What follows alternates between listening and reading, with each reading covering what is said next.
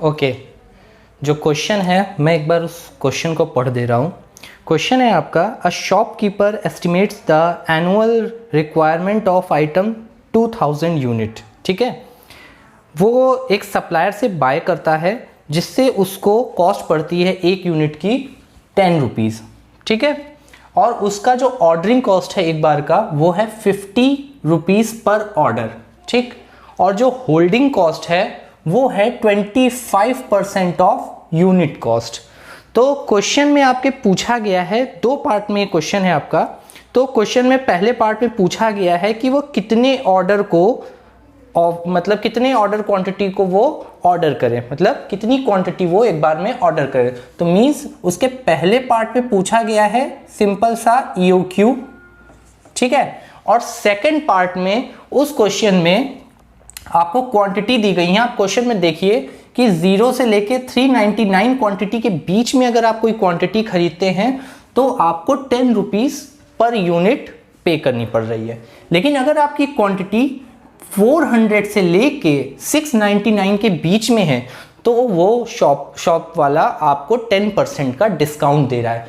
तो 10 रुपए का 10% डिस्काउंट मींस 9 रुपीज़ में वो आपको एक यूनिट दे रहा है। लेकिन अगर आप अपनी क्वांटिटी को और फर्दर इंक्रीज करेंगे, आप 700 या 700 से ज़्यादा ऑर्डर क्वांटिटी ले रहे हैं, ठीक है, तो वो आपको 8 रुपीज़ पर क्वांटिटी के उसमें आपको वो देने को तैयार है। ठीक है, तो हमें सेकंड पार्ट में निकालना है EOQ जब डिस्काउंट आपको मिल रहा हो। ठीक है, जब डिस्काउंट ऑफर हो। तो ये रहा आपका क्वेश्चन। अब हम इसको सॉल्व करते हैं। सबसे पहले हम इसका फर्स्ट पार्ट सॉल्व करते हैं।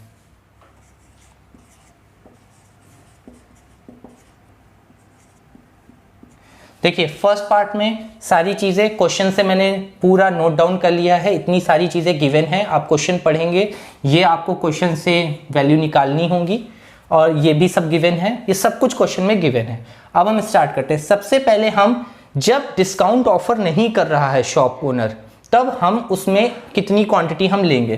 तो EOQ का फॉर्मूला सिंपल, आप EOQ का फॉर्मूला लगाएंगे 2 into D into CO ordering cost upon CH। CH आपको पता है, CH कितनी हो जाएगी आपकी, यहां से हम वैल्यू पुट कर देंगे 2 into 2000, D की वैल्यू 2000 है, ordering cost 50 rupees upon carrying cost कितनी 25% of unit cost. Unit cost यहां पे क्या है, यूनिट कॉस्ट है 10 रुपीज़, तो 10 रुपीज़ का 25%। ठीक, इसको सॉल्व करेंगे तो हमारा EOQ आ जाएगा 283 यूनिट। मींस जो आपको जो ऑर्डर प्लेस करना है एक बार में इतनी क्वांटिटी आपको प्लेस करनी है। ठीक है, नेक्स्ट हम आते हैं कि उसके नंबर ऑफ ऑर्डर कितने होंगे। क्वेश्चन में आपसे नंबर ऑफ ऑर्डर भी पूछा गया है। नंबर ऑफ ऑर्डर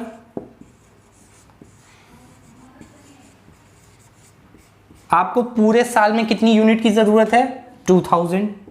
डिमांड पूरे साल में कितनी की जरूरत है D, और आप एक बार में मंगा कितने रहे हैं, क्वांटिटी एट EOQ। तो पूरे साल में आपको 2000 की ज़रूरत है, एक बार में आप कितने मंगा रहे हैं 283। तो नंबर लगभग कितने ऑर्डर आपको प्लेस करने पड़े, 7 ऑर्डर आपको प्लेस करने पड़े। ठीक है, अब हम नेक्स्ट जाते हैं। ये आपका ऑर्डर आ गए। अब आपकी टोटल कॉस्ट कितनी लग रही है, टोटल कॉस्ट आपको कितनी देनी पड़ रही है। तो देखिए फॉर्मूला टोटल कॉस्ट का D into C plus ordering cost plus holding cost, ये फॉर्मूला है। इसमें वैल्यू पुट कर देंगे 2000 कितनी, C की वैल्यू है 10 रुपीज़ पर यूनिट, फिर 2000 कितनी क्वांटिटी एक बार में 283 3। ऑर्डर कॉस्ट कितनी है आपकी 50 रुपीज़ पर ऑर्डर। इसको फिर से 283/2 इंटू ऑर्डरिंग कॉस्ट आपकी कितनी है 25% ऑफ 10, 25% ऑफ 10। ठीक, इसको सॉल्व करेंगे तो आपकी वैल्यू आ जाएगी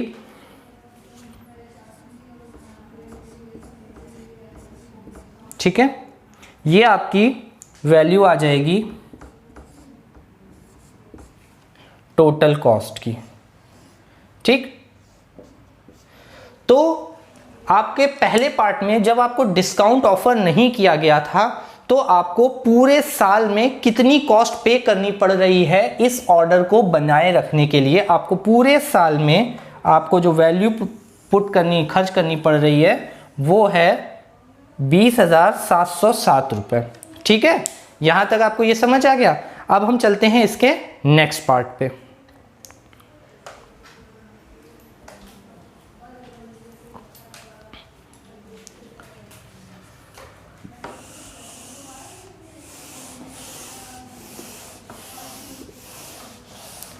नेक्स्ट पार्ट में पूछा गया है ईओक्यू बताना है आपको। ईओक्यू फर्स्ट टाइम वाला तो पता चल गया कितना था 283।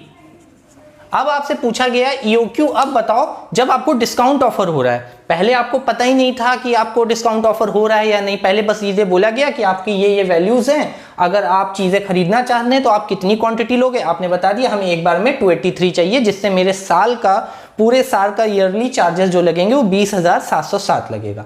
लेकिन अब जब उस शॉप वाले ने आपको उसकी अपनी थोड़ी स्कीम बताई कि अगर आप इतनी यूनिट के अंदर लेंगे तो 10 रुपीज़, इस यूनिट के बीच में क्वांटिटी लेंगे तो वो 9 रुपए की एक यूनिट दे देगा, इस 700 से ऊपर अगर यूनिट लेंगे तो वो 8 रुपीज़ की दे देगा।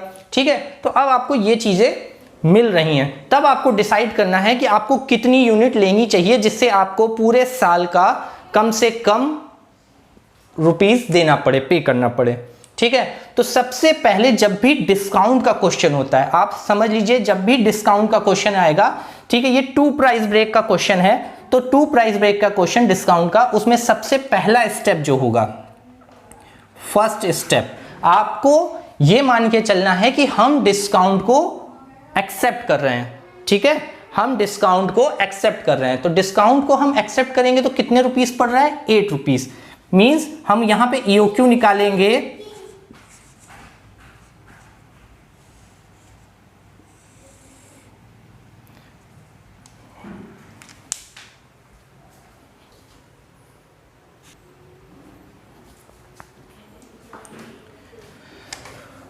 ओके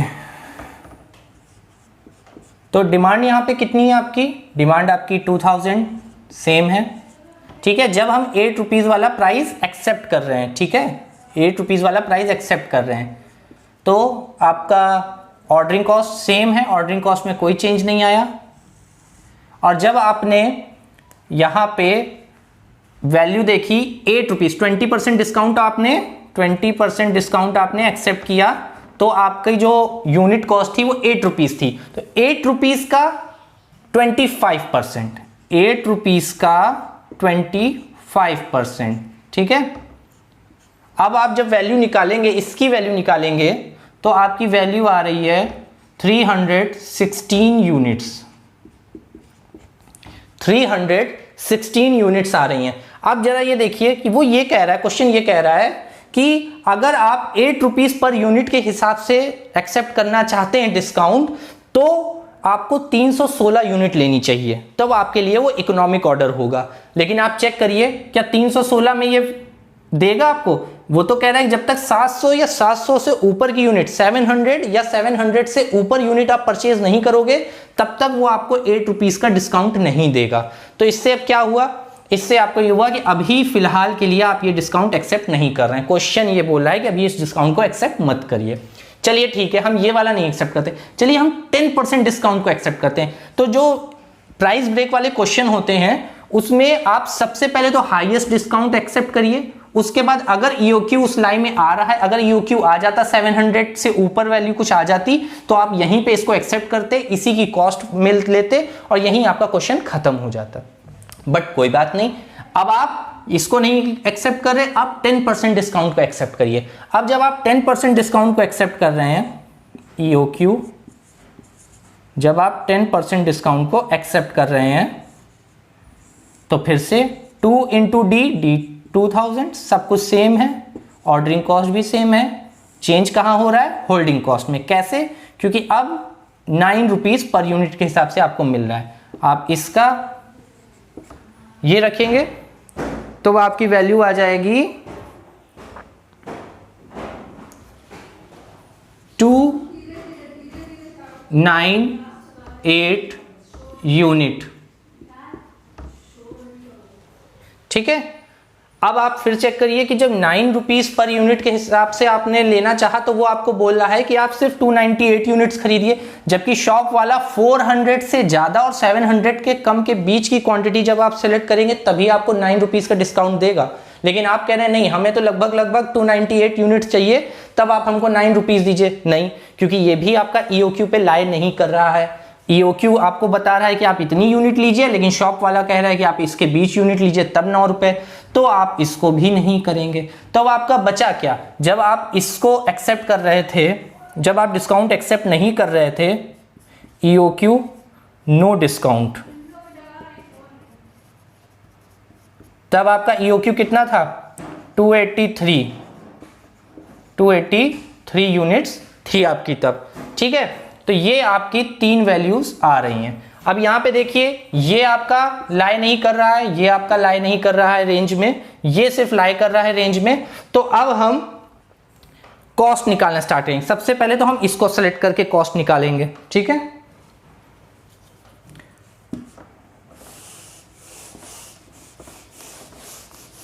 आप इन वैल्यूज को अलग अलग पुट कर लेंगे। जैसे एक EOQ आपका आया 283, इस पे आपकी टोटल कॉस्ट कितनी आएगी? टोटल कॉस्ट का formula D into C plus ordering cost plus holding cost.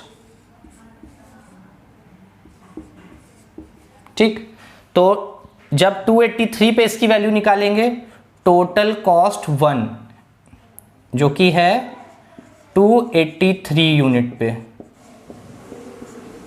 उसकी वैल्यू निकालेंगे।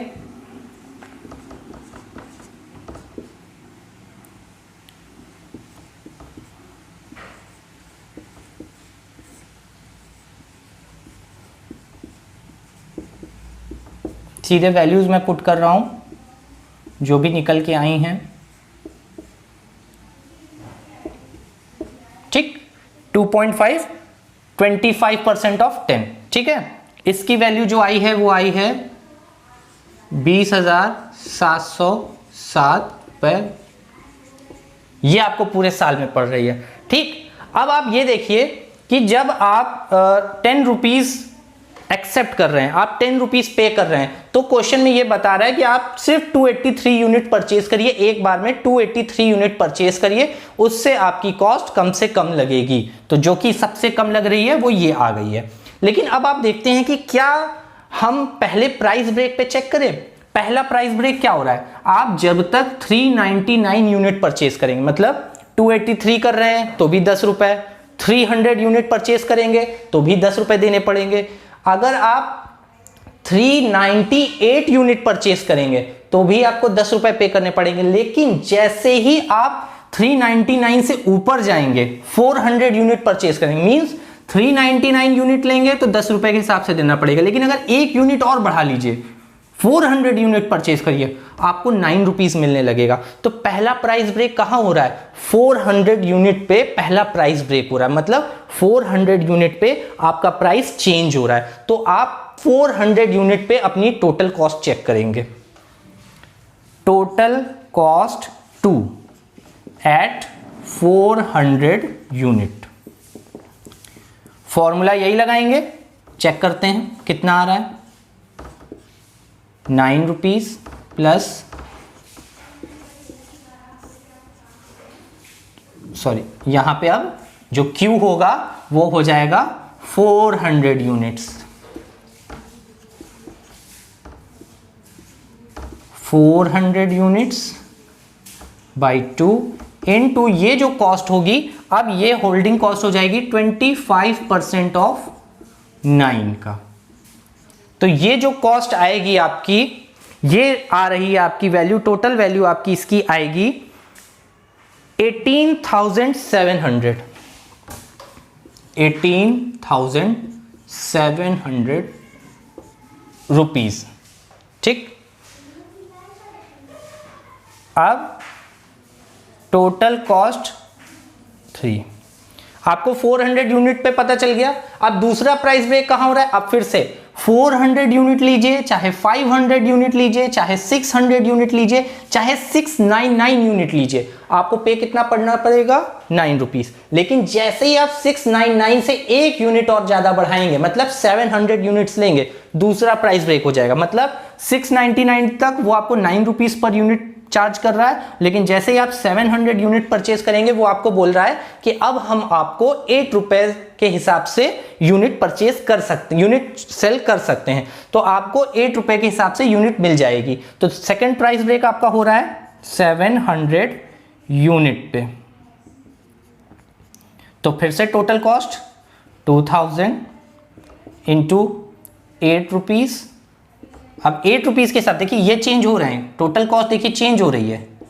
ठीक, फिर 2000, फिर 700 इंटू ऑर्डरिंग कॉस्ट 50 रुपीज है, फिर 700 यूनिट्स आप एक बार में ले रहे हैं,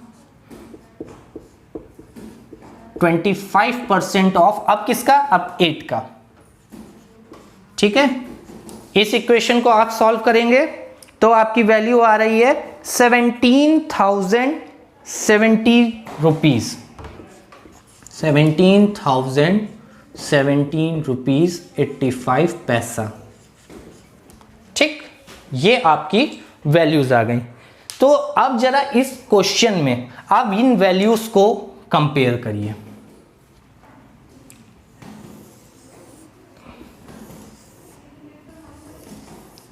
अब आपसे मैं बोलूं कि साल भर का अगर मैं आपका पैसों का खर्चे बताऊं, तो एक में आपको 20,707 रुपए खर्च करने पड़ रहे हैं, एक में आपको 18,700 रुपए खर्च करने पड़ रहे हैं, एक में आपको 17,017 रुपए खर्च करने पड़े। तो आप कौन से रुपए आपके लिए बेनिफिशियल हैं, इकोनॉमिकल कौन सा रहेगा? तो सीधी सी बात है, जिसमें साल भर में आपके कम पैसे लग रहे हैं वो आपके लिए इकोनॉमिकल रहेगा। तो मतलब आपके लिए इकोनॉमिक ऑर्डर क्वांटिटी जो होगी, EOQ होगा, वो होगा 700 यूनिट्स। ठीक है, वो होगा आपका 700 यूनिट्स। ठीक, और आप डिस्काउंट को एक्सेप्ट करेंगे तो इसका आंसर होगा economic order quantity is 700 unit and we accept the discount. ठीक है, आप इसी क्वेश्चन को आप एक बार ग्राफिकल भी समझ सकते हैं।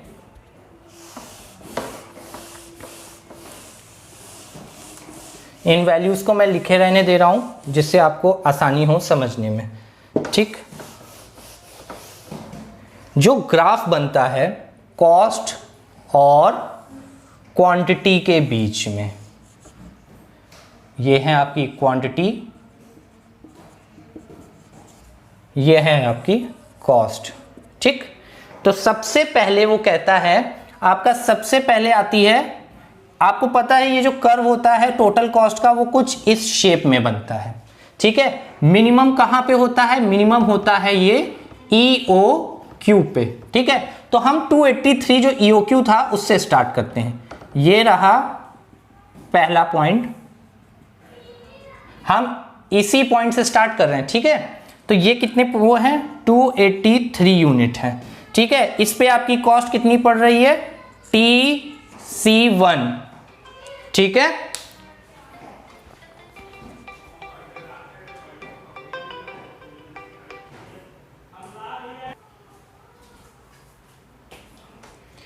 ठीक है, तो ये आपकी 283 यूनिट्स पे TC1 लग रहा है, जो कि आपने निकाला था TC1। TC1 TC2 TC3 TC1 लग रहा है। इसके बाद आप जैसे ही बढ़ेंगे, मतलब 283 यूनिट से आगे बढ़ेंगे,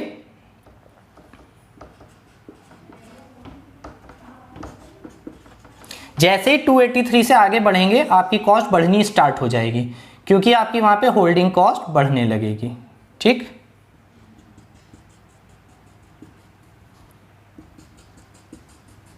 आप जैसे ही 283 यूनिट से ज्यादा परचेज करेंगे आपकी कॉस्ट बढ़ती जाएगी बढ़ती जाएगी बढ़ती जाएगी बढ़ती जाएगी, और 399 पे पहुंच के जो आपको 10 रुपीज देना पड़ रहा था, वैसे ही आप जैसे ही आगे बढ़ेंगे 400 यूनिट पे तो पहला प्राइस ब्रेक हो जाएगा। मतलब अब आपको 9 रुपीज पर यूनिट के हिसाब से देना है, तुरंत आपकी कॉस्ट एकदम से गिर जाएगी।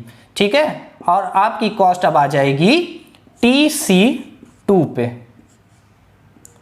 ठीक, इसके बाद 400 यूनिट से जैसे ही आप ऊपर बढ़ेंगे, लेना और परचेज करते जाएंगे, आपकी कॉस्ट बढ़ती जाएगी बढ़ती जाएगी बढ़ती जाएगी बढ़ती जाएगी, लेकिन जैसे ही आप 700 यूनिट्स पे जाएंगे आपकी कॉस्ट फिर से एक बार ब्रेक करेगी, और अब आपको ये जो परचेज करना पड़ रहा है ये TC3 पे परचेज करना पड़ रहा है। तो आपको ये वैल्यू जो है 700 यूनिट्स की, यही आपका इकोनॉमिक ऑर्डर क्वांटिटी हो जाएगा, क्योंकि इस पे आपकी TC3 जो कि ये है सबसे कम है। ठीक है, तो यहां पे आपका क्वेश्चन खत्म होता है। अगर अभी भी आपको कोई डाउट हो रहा हो तो आप मुझे कमेंट बॉक्स में पूछ सकते हैं। Thank you.